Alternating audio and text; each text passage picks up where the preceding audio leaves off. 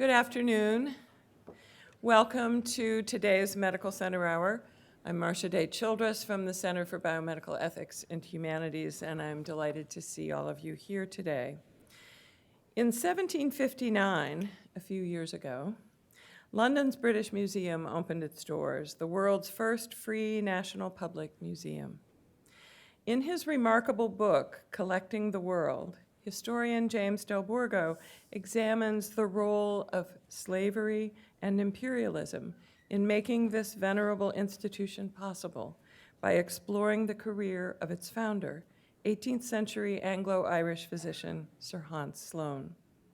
Sloane was one of the world's greatest collectors of natural and cultural specimens, assembling a formidable cabinet of curiosities from every corner of the expanding British Empire. Now, why and how does this matter to us at the University of Virginia? Nearly 2 decades ago, a handful of UVA medical students created a medical humanities interest group to offer occasional programs about history, culture, and the arts as related to medicine. They named it for Hans Sloane, this same doctor whose collections formed the core of the British Museum. Fast forward to summer 2017, the Sloane Society is still thriving. As Sloane Society faculty advisor, I bought Collecting the World when it came out to learn more about our interest group's founder, or namesake. From its opening pages, Collecting the World tells a complicated, illuminating, and sobering story. It turns out that Sloane's collecting was funded not just from his lucrative London practice, but also with profits from Caribbean sugar plantations and those holdings' connections with the Atlantic slave trade. So here's another way his story matters to us. Some of our most vaunted public institutions have backstories that may implicate their representatives, our forebears, and us, in practices and prejudices that are wrong, unjust. Such history is painful to acknowledge, difficult to discuss, challenging to remedy or heal. Here in Charlottesville at this university, we know this to be true. So James Delbourgo comes to us from Rutgers University, where he is Associate Professor of History. His presentation for us, Slavery, Empire, and the Cabinet of Curiosities, Hans Sloane and the Origins of the British Museum, is UVA's Phi Beta Kappa Lecture today, and also one of our History of the Health Sciences lectures. We thank several partners, the university's Phi Beta Kappa chapter, the President's Commission on Slavery and the University, the Corcoran Department of History, and historical collections in the Claude Health Sciences Library. We also thank UVA Bookstore, which has made available Collecting the World just outside the door there. Professor Delbourgo disclosed no financial conflicts of interest with commercial entities producing healthcare goods or services. And with that, I'm delighted to welcome James Delbourgo to the Medical Center Hour.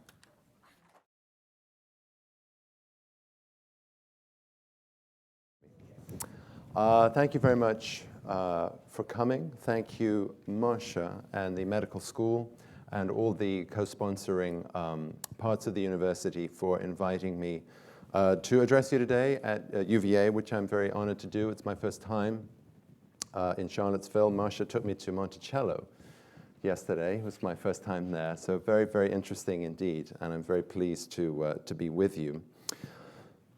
It's also very nice to see many old friends as well as new friends here at the University of Virginia. I'm going to talk to you over the next 40 minutes or so about the doctor that you see on the screen here, Sir Hans Sloane. And I guess I can move with this because I'm Mike, so that's good. What I want to do in the next 40 minutes or so is to share with you why I think this particular physician deserves to be well known. And as Marcia was saying, the book that I wrote about Sloane came out last summer, but there are many interesting comparisons and interesting contrasts with Thomas Jefferson and with the history of these two founders. But first thing to realize is that Hans Sloane's story is not well known in the UK. It's a little better known now as a result of the book coming out. But one of the things I learned is that really he had been a largely forgotten figure in the UK, let alone in other places. And this came as a great surprise to me.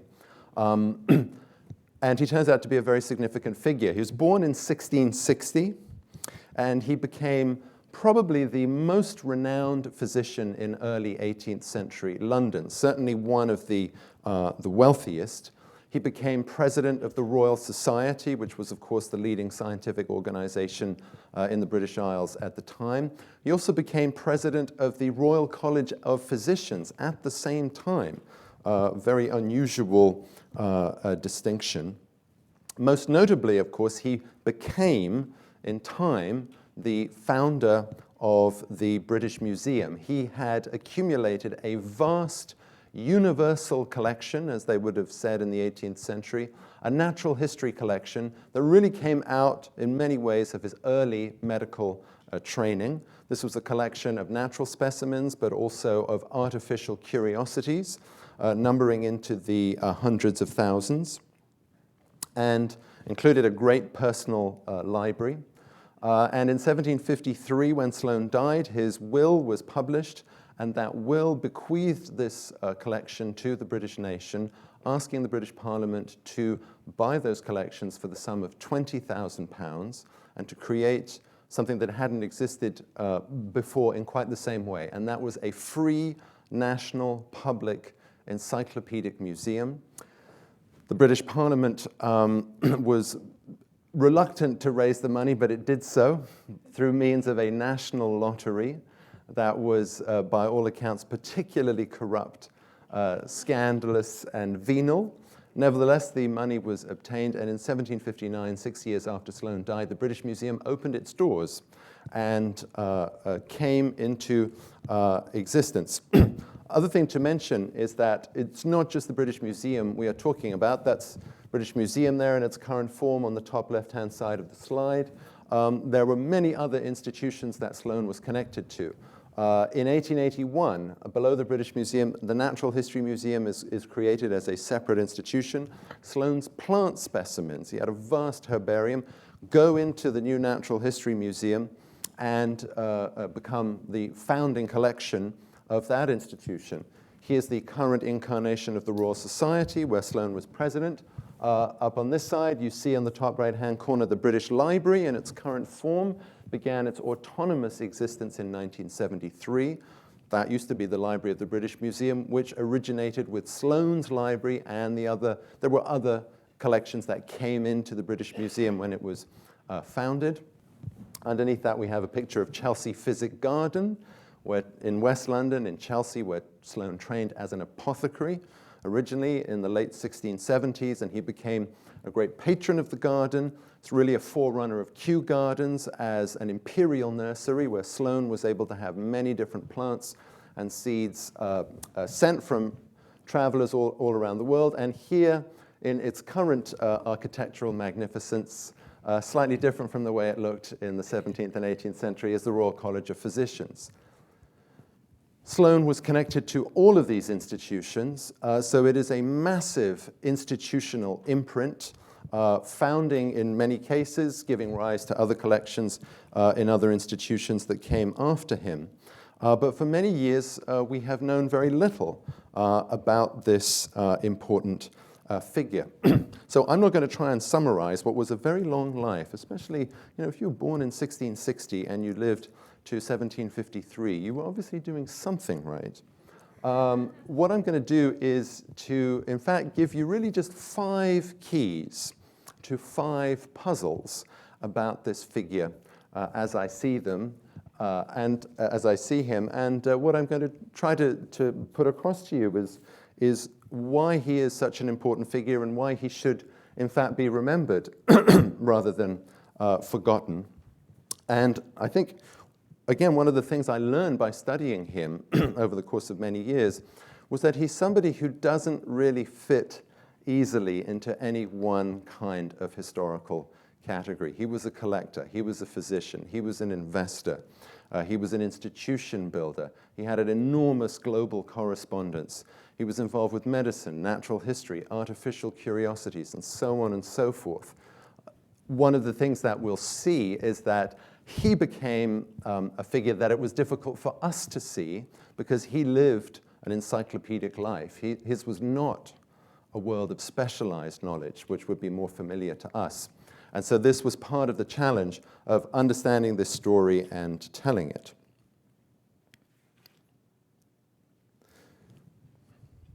Key number one, the return of the Sloane Ranger, the mystery of Sloane's disappearance. So for many years, I was writing this book, and I was saying to friends, I was writing a book about Hans Sloane, and they would say to me, "Oh, I've been to his house. It's magnificent. It's wonderful." And I would say, "No, you haven't been to his house." This happened again and again and again, and you see this mistake in print, even by very well-respected scholars in the field of museum studies have made this mistake. They're confusing Hans Sloane with Sir John Soane without the L. Sir John Soane's house, you see a picture of it here, in Lincoln's Inn Fields in London. He's the architect in the early 19th century behind the redesign of the Bank of England. His house is an amazing cabinet of architectural curiosities. It's one of the most wonderful and wondrous and chock-full museological spaces anywhere in the world. But this is not Sir Hans Sloane. Sir Hans Sloane's house is here on the right. It does still exist. It's not a museum. It's now filled by different private companies, private offices, just off Bloomsbury Square.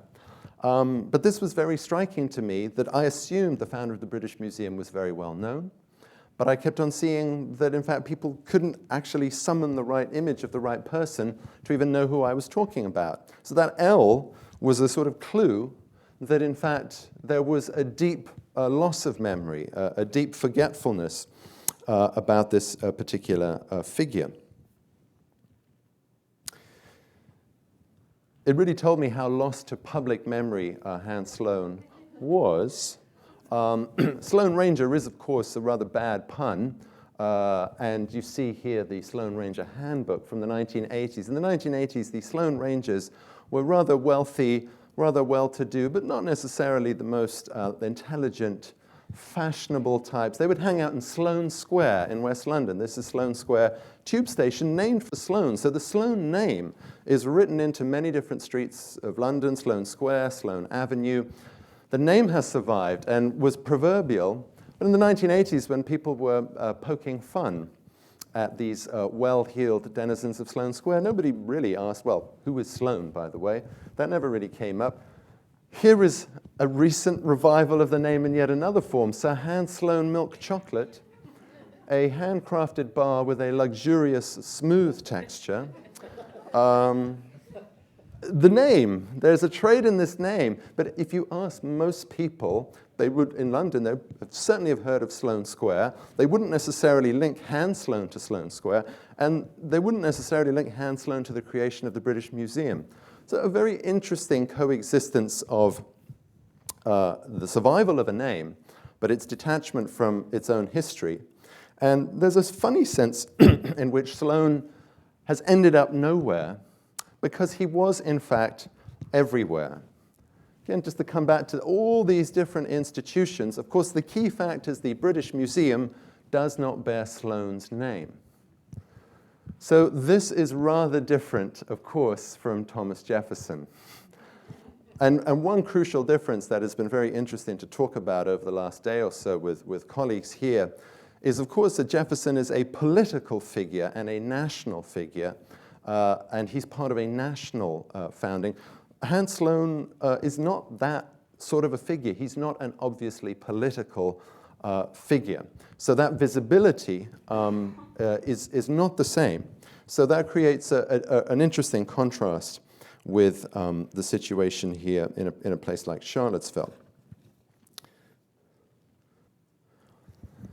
Number two, Sloane's voyage to Jamaica and into slavery. So before we talk about that, let us just point out the very interesting fact that the founder of the British Museum was born in Ireland, was born in the north of Ireland, born in Ulster. Hans Sloane, the founder of the British Museum, is an Ulster Protestant. He is part of the Anglo-Irish community, displacing Catholics from in and around County Down. He's born in a town called Killilea in County Down. You see on the map there that glowing red circle in Ulster, you can see circled on the map. This is where the founder of the British Museum is from. And he, when he is 19 years old, leaves Ulster, has a very serious illness, is confined to his room, from what we know, at the age of 16. For 2 or 3 years. He's very seriously ill. He's spitting blood. It's not clear that he will survive. He does recover. He moves to London in 1679, and he determines to make his way as a physician. He is the third of 3 boys. By the laws of primogeniture, what property is in the family goes to the firstborn son. He does not inherit any, and this is land from his father, who is essentially a servant to colonial aristocrats. The family's come over from Ayrshire in Scotland, as have a number of people who become great landowners and nobility in Ireland. And that's where Hans Sloane comes from, this sort of lower tier of people who are serving the aristocracy in a place like Ireland before he moves to London and then trains as an apothecary and a botanist and a physician in London and in Paris and in Montpellier in France. 1687, Sloane becomes physician to the governor of Jamaica, the Duke of Albemarle, and goes to Jamaica with him. So this part of the story in particular, the fact that Sloane's fortunes and the origins of the British Museum are bound up with Atlantic slavery, has not been widely known at all in the UK. The key facts are these. Sloane spent about 15 months in Jamaica from 1687 to 1689. He was physician to the governor. And of course, this is the period in which Jamaica is becoming increasingly profitable through sugar and slavery, a significant upturn in the forced transportation of West Africans, Akan Africans from what is today Ghana and Côte d'Ivoire, pouring into Jamaica at the end of the century. Sloane is there really at the beginning of this ascent of Jamaica in the British Empire. Goes to Jamaica, becomes a plantation doctor, works on the plantation, so makes money that way. When he comes back from Jamaica, in the year 1695, he marries a widow by the name of Elizabeth Langley Rose. Elizabeth Langley Rose inherited sugar estates from her first husband, a man by the name of Fulk Rose, who was also a doctor, whom Sloane met in Jamaica and visited their plantations north of what is now Kingston, north of Port Royal, and notes that they're very good plantations when he is there. So he marries Elizabeth Langley Rose, and we have surviving account books that show for a small period of years the amount of money coming in to the family by this means. It's not exactly clear how much money, in other words, Sloane made from slavery, from his wife's plantations, but it is certainly a well-known fact at the time. Correspondents write to him about this. It is not something that is out of people's awareness. And we could estimate that he makes somewhere between 600,000 and £3 million in today's money, or possibly as much as $4 million. That is an estimate, talking about roughly £30,000 or so in early 18th century money. And the thing to bear in mind is that when it came to collecting, of course, this money, along with Sloane's medical salaries, his wealth as a physician in London, these absolutely fed his collecting. And it's worth bearing in mind, of course, that the kinds of things he was buying often came very cheaply at this time. He would buy just for a few shillings or for a pound, all sorts of rarities and exotica, curiosities and specimens from travelers in India or China in the early 18th century. So that money went very far. All of this meant that Sloane could collect really on a grand scale. But slavery also nurtured his scientific career in more specific ways.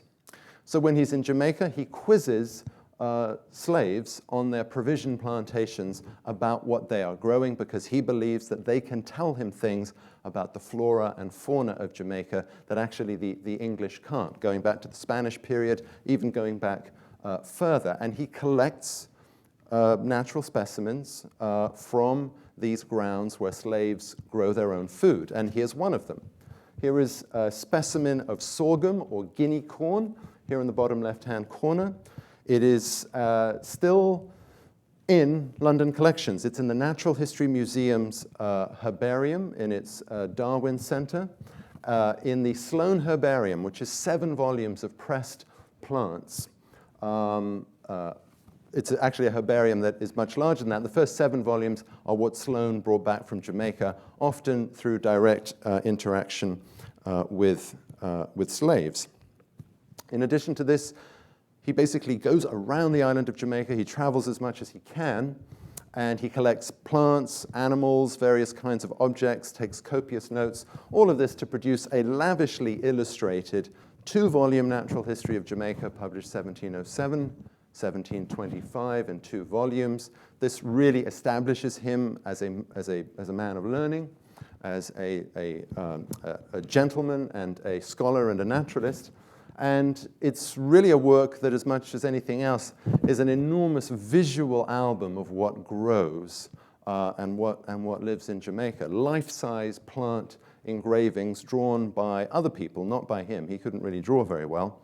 But he produces a kind of encyclopedia of what is useful in Jamaica, what grows there, and what could be commercially valuable. He has a very strong commercial approach to natural history, which was really rather typical of the time.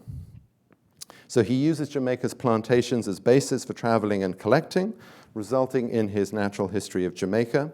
But he collects a lot of other interesting items as well, including musical instruments played by slaves, whips and nooses used for punishing rebel slaves, and skin samples as evidence of racial difference. This was a question he was already interested in the late 17th century, whether one could identify a physical basis for darker skin color through an analysis of the skin.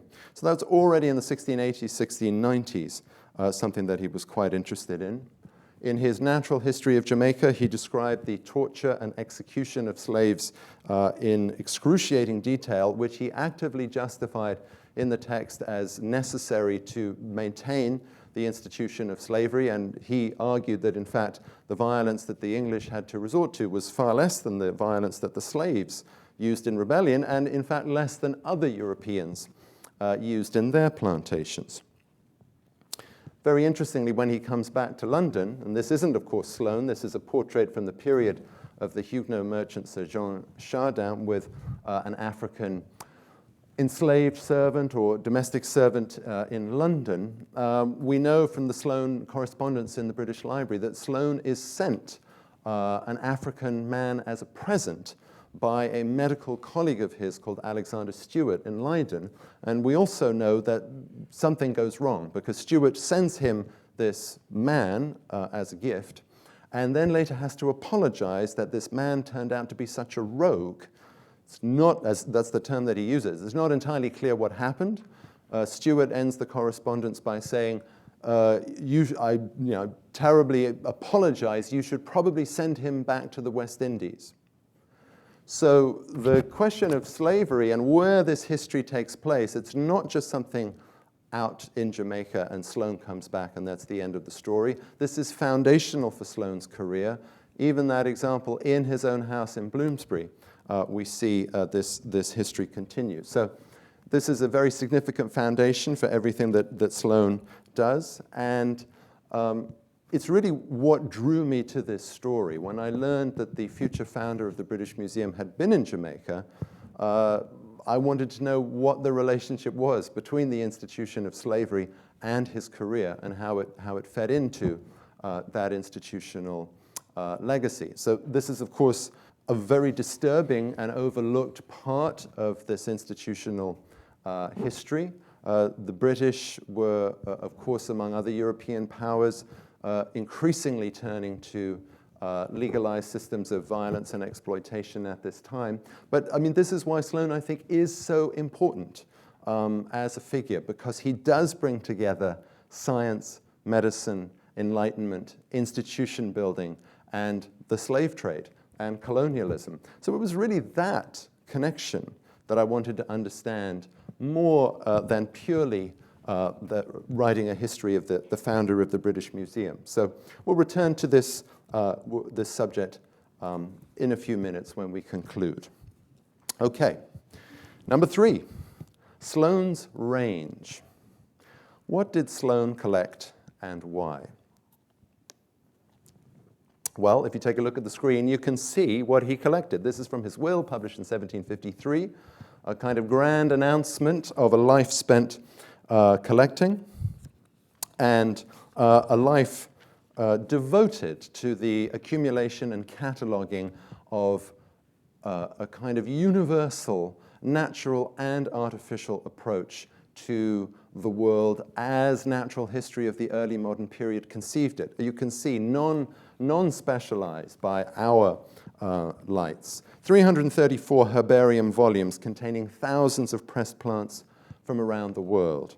Over 12,000 seeds in boxes, 1,882 quadrupeds, 1,555 fish, plus 173 starfish alone, 5,000 insects, 756 anatomical specimens, a catalog called Humana, very interesting catalog containing everything from what Sloane labeled Negro skin samples to the gallstones of friends that he had removed surgically. 32,000 coins and medals, 1,000 antiquities, 2,000 of what we today would call ethnographic curiosities, but as you may be able to see, what he rather wonderfully called miscellaneous things, not comprehended by my other catalogues, natural and artificial.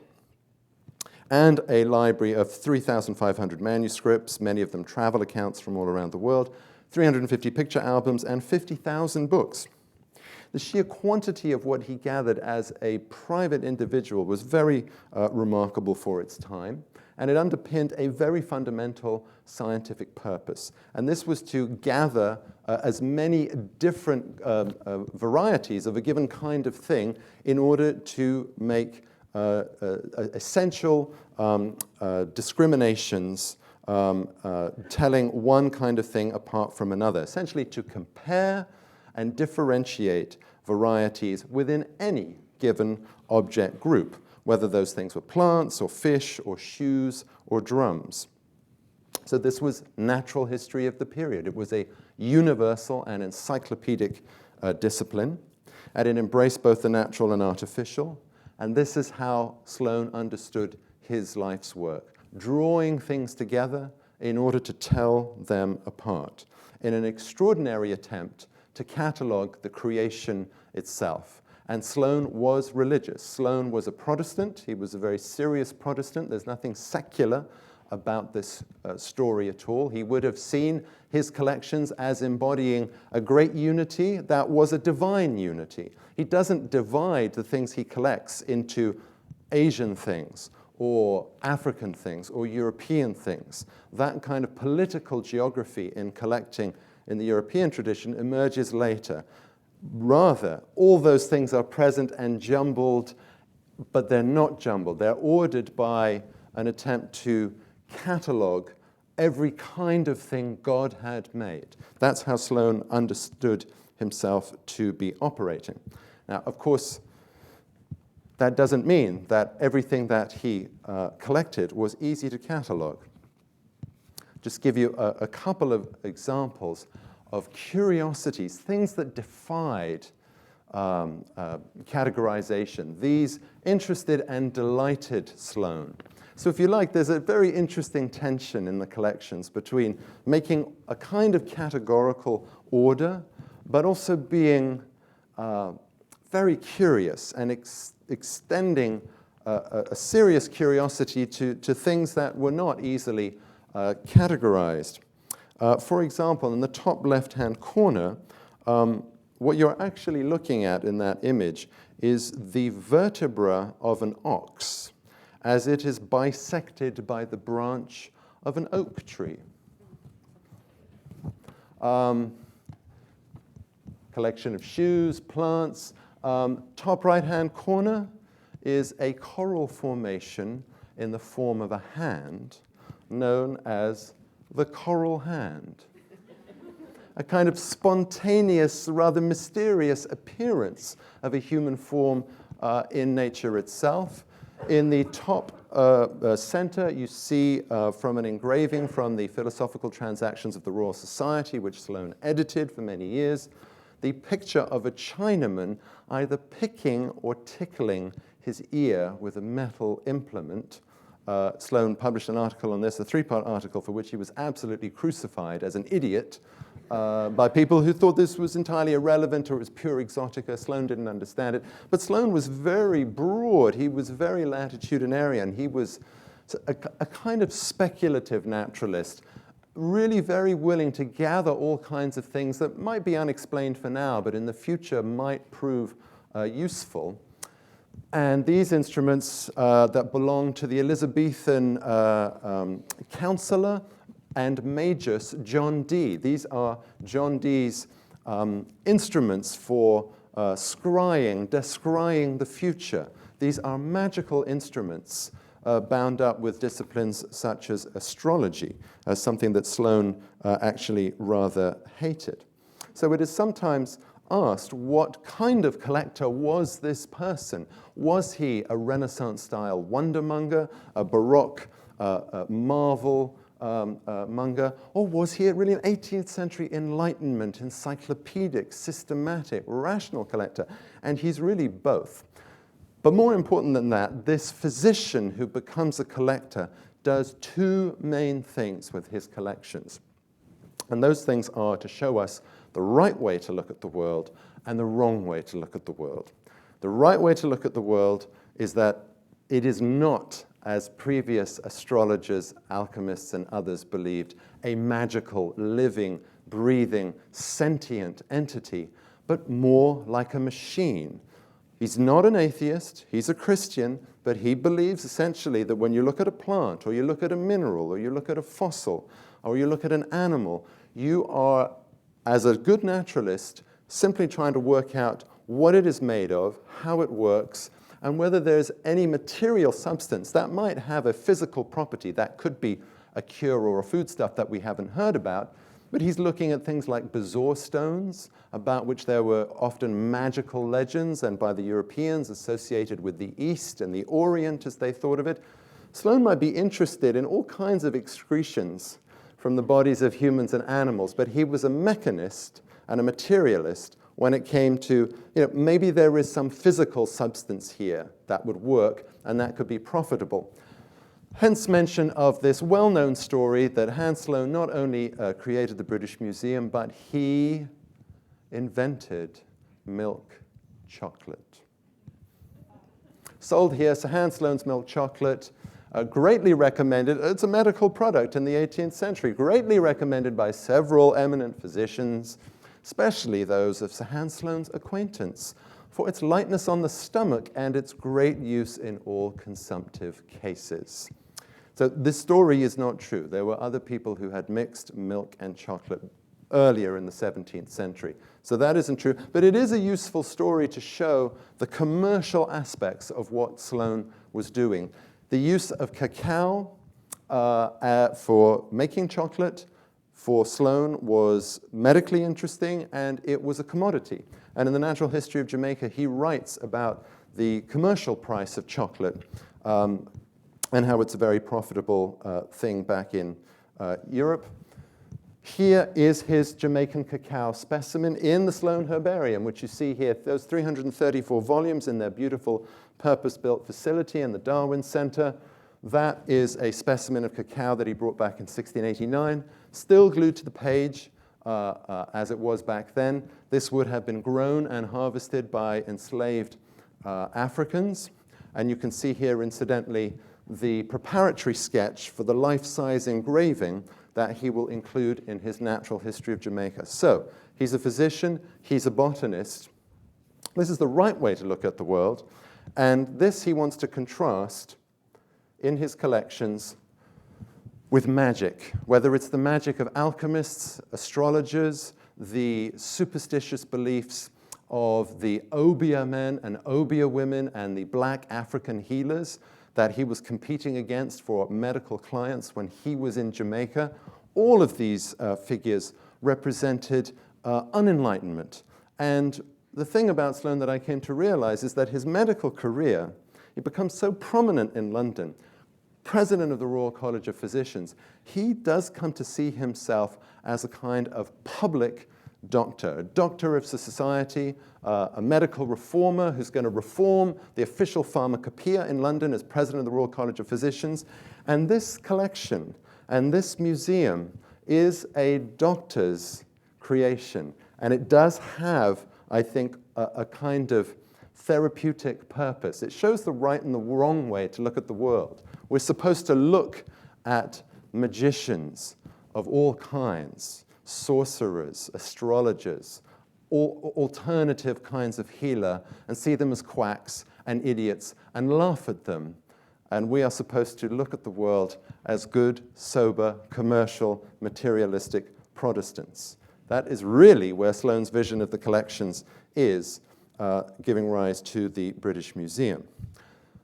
Now, I don't have too much time, and I want to come back to the question of slavery to conclude with, but I do want to mention, number 4, very importantly, how Sloane gathered so many different kinds of things from so many different places. Sloane's very public, private life. He's a self-made man with an assist from an expanding empire and its institutions. You cannot understand what this collector achieves in any kind of individual terms. He is connected to people running the South Sea Company and the Hudson's Bay Company in the Atlantic Theater. He is connected to the East India Company in South and East Asia. He is acquiring natural specimens and artificial curiosities from many, many travelers from the 1690s through the 1740s.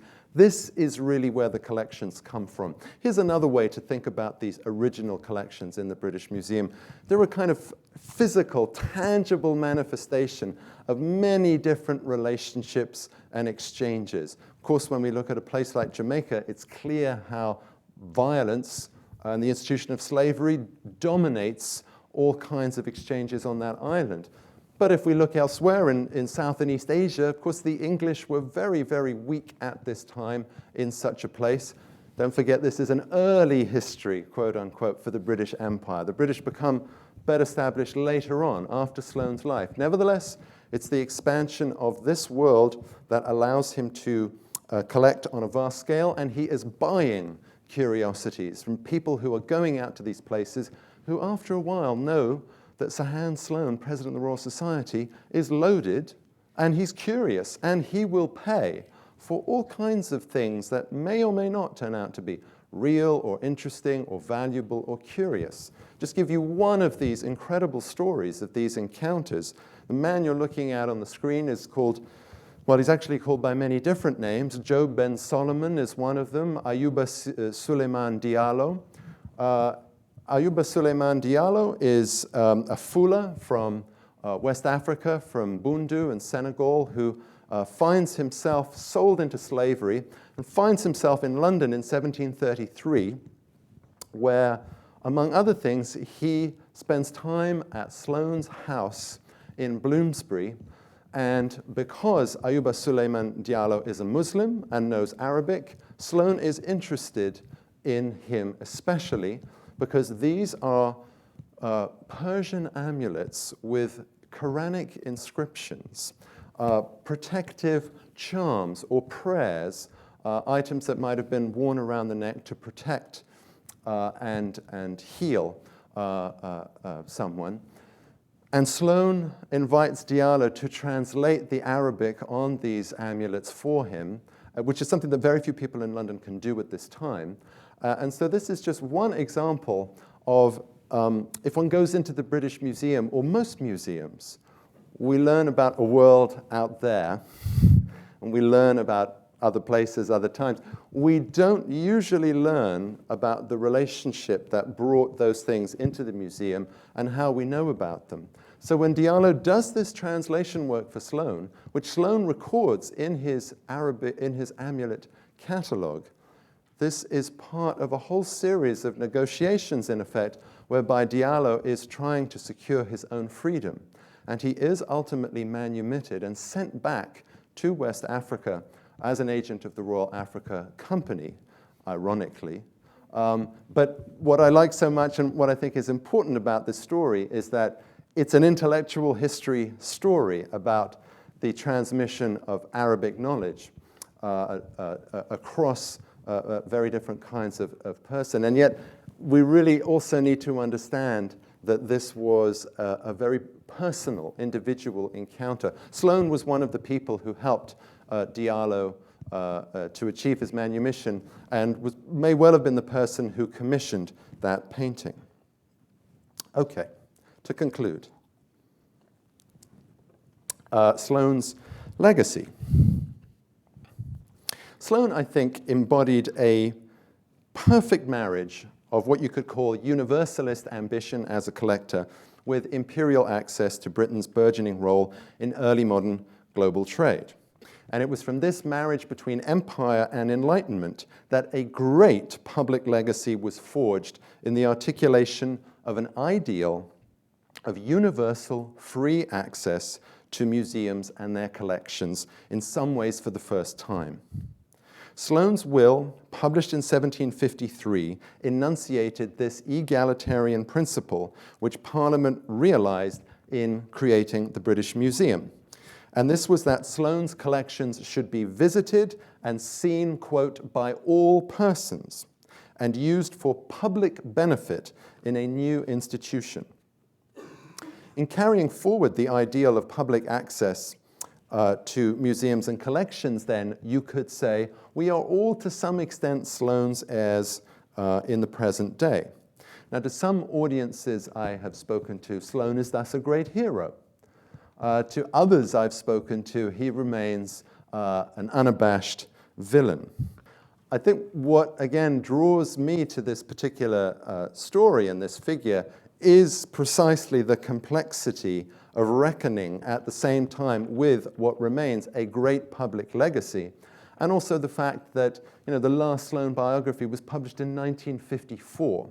Why is it that we have forgotten so much about this very significant life, and how can we use attention to that life to shed light on many different connected histories? This is really what I see as the great value in the Sloane story. Those connected histories, of course, in the Sloane story are rooted in Jamaica. And I want to end by playing you some music that Sloane collected when he was in Jamaica. It's a fabulous example, I think, of the double-edged nature of this career and this legacy. We have seen, obviously, how Sloane profited very directly from the institution of slavery financially and also scientifically. But it must also be pointed out that in the late 17th century, there were very few people who took quite this exacting care to record music played by enslaved people in the African diaspora. These 2 pages come from the Natural History of Jamaica, 1707. And this is music that Sloane witnessed and had a man called Baptiste record for him on staves. And we're going to close by listening to a short medley of this music. It was lasts about 2 minutes. It was recorded in 2016 by Professor Laurent Dubois and his colleagues at Duke University. And I think it's really a very fitting ending for this story, because it takes us, I think, back to not only an originating place, but an originating people and set of relationships between Sloane and the enslaved men and women of Jamaica, where really this whole career began.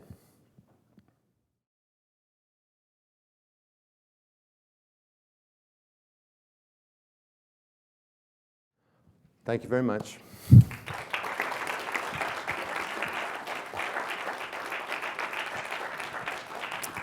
Thank you so much for taking us into the stuff and sounds of Hans Sloane's world.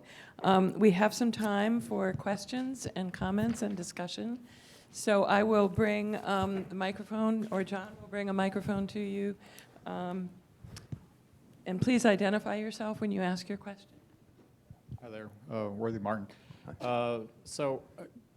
Did he collect things to do with the slave trade itself, or do we have artifacts in the museum that try to describe the slavery as it was carried out in Jamaica and the West Indies? Thank you for the question. Well, the good thing is that we know from his writing and from his catalogs things that no longer survive, and many of them do not, that he had.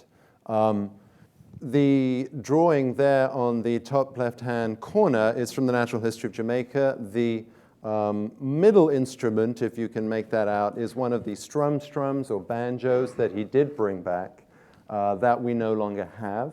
We do have a musical instrument in the British Museum that is known by the label the Akan drum. So that does survive, and that's a very significant object that appears to be one of the drums used to dance the slaves on the Middle Passage. It has a very interesting history above and beyond that very particular function, and that is that it was sent to Sloane in the 1730s by a trader by the name of Clark, who was otherwise obscure. So it's not something Sloane collects himself, but this is very typical, that others after a while figure they know what Sir Hans is curious about, the author of the Natural History will be curious about. And Clark sends him the drum, and it is interestingly originally mislabeled by Sloane as a drum from Virginia. It's fitted with a deerskin lid. It was not known for many years that it is linked to West African provenance. But a number of years ago, the British Museum carried out a materials analysis showing that the wood it was made of was native to West Africa and not the eastern seaboard. So remarkably, it would appear to have crossed the Atlantic westward and then been refitted with it and then come back eastward to Sloane. And Sloane didn't understand what it meant.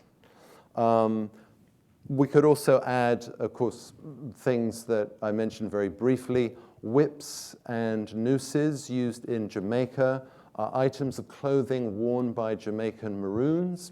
One of the whips Sloane has is the so-called manatee strap, a strap made from the hide of the manatee or the sea cow, which is actually, he notes, banned in Jamaica because it scars the skin of the slave so badly it devalues the slave as a commodity. So he had a keen eye for these details and these curiosities, but perhaps even more interestingly, many people had a keen eye on what Hans Sloane would be interested in. And one of the most remarkable of these items is a letter that he has sent, again, I think it's around 1734, by a Virginia man named Jonathan Simmer in Gloucester County. And Jonathan Simmer has not written to Sloane before. And in, as it were, his letter of introduction, he says, "Dear sir, I offer you a variety of specimens, some zoological, some botanical, but one very remarkable anatomical item, which is described by Simmer as several stones removed from the vagina of a Negro girl African." That's shocking and singular. What's even more remarkable is that that's the first letter. They don't know each other. This is Simmer's self-introduction to Sir Hans Sloane, President of the Royal Society. And it works. They begin a correspondence, and Simmer enters this great web of contacts that feeds Sloane's Collection. But again, what's so interesting is that very specifically on the question of slavery and the slave trade, Sloane's reputation for curiosity precedes him, generating the collections. Yes. I'm Deborah Healy. I'm curious about his name. I don't associate the name Hans with the Irish. And I'm also curious about when he got knighted, because I didn't understand from you he came from an aristocratic family. Yes, thank you. He was made a baronet, I think it was either 1713 or 1716. So by that point in time, it's quite an honor for a physician, but it's the lowest rung on the ladder of that kind of aristocratic recognition. And he does become a kind of lordly figure. He doesn't have a Monticello exactly, but he does rather grandly decide in the 1710s, in this period, to acquire for himself Chelsea Manor. Chelsea Manor had been the former residence of King Henry VIII. So at that point in time, this was a weekend retreat for Sloane. He was living in town in Bloomsbury. Chelsea was outside London. It wasn't far, but it was not part of London proper. And he becomes known as the Lord of Chelsea Manor, and goes around town in a fine carriage and has a coat of arms and so on and so forth. Your first question about the name Hans, my understanding is that it was not entirely uncommon in Scotland, and there were other Protestant Hanses. This gets very complicated, but it is written about in the book. And there was the first, I think it's the first Protestant vicar of Dunlop in Ayrshire was named Hans Hamilton. The Hamilton family are the aristocrats for whom the Sloane family work in Ulster. So the name Hans has two significations, I think. It has a Protestant pedigree because of this particular Hans Hamilton, the first Protestant vicar of Dunlop. But it also shows, in fact, the good relations between the Sloanes and their betters, the Hamiltons. Another question, comments? There's a mic coming to you. So was he just a pure collector, or did he ever study his collections? And particularly I'm interested in anatomical specimens, and did he have an interest in racial differences among anatomical specimens he might have acquired? Thank you, yes. The general answer is that the work of collecting and documenting and cataloging, in addition to corresponding and being a physician and being president of the Royal Society and president of the Royal College of Physicians, is a life's work. So he dramatically underuses his own collections. He doesn't have time. I think he does see his life's work as the collection and cataloging itself. And this question is sometimes asked, so, to what extent did he get in there and actually use this remarkable collection? And in a way, the natural history of Jamaica is something of an exception. That's where, and by the way, takes him 20 years to get volume 1 out, and another 18 years to get volume 2 out. Comes back from Jamaica in 1689. Volume 2 is 1725. He's just too busy, but this is the place where he does draw together all sorts of botanical, what we would call ethnographic knowledge, notes, observation. It's also, interestingly, a place, the natural history of Jamaica, takes so long to come out. He does editorialize about things that really have relatively little to do with Jamaica. Some of his statements about as he puts it, the Mohammedans, the Muslims' false notions of the powers of certain healing stones or charms or verses, he editorializes about that. He's obviously thinking about it. Remember the slide with the amulets. All part of a great set of ongoing thoughts about false medicine. I mean, he's constantly a physician diagnosing, one could say on the one hand, rival approaches to healing. And so he's constantly turning up. So you do find some of that material there. But the collections are not greatly used in his time. And as far as, I mean, that will of course be his legacy. And this is of course informing his plan to transform a private collection in a private house that some of his friends got to use, but it was necessarily limited, into a public institution that would be available to many more people. On the medical side, he is really, there's no obvious answer to that. As the editor of the Philosophical Transactions, he's making sure that all kinds of apothecaries, for example, can publish accounts of West African materia medica. James Petiver is a botanist that he has admitted to the Fellowship of the Royal Society. Some of the other fellows are a bit snooty about that. They don't like this mere medical tradesman joining the rather genteel fellowship, but this is absolutely Sloane's kind of medical natural history. And so that isn't, he's curating. He's curating, and he's occasionally intervening intellectually, but because he was such a Baconian, as he would have seen himself, because, perhaps not unlike Jefferson, he had something of a caution or a suspicion of over-hasty theorization or system building, as they would have called it in the 18th century. He's quite content to gather and to accumulate and to curate and to catalog, and it will fall to others, perhaps, to interpret more.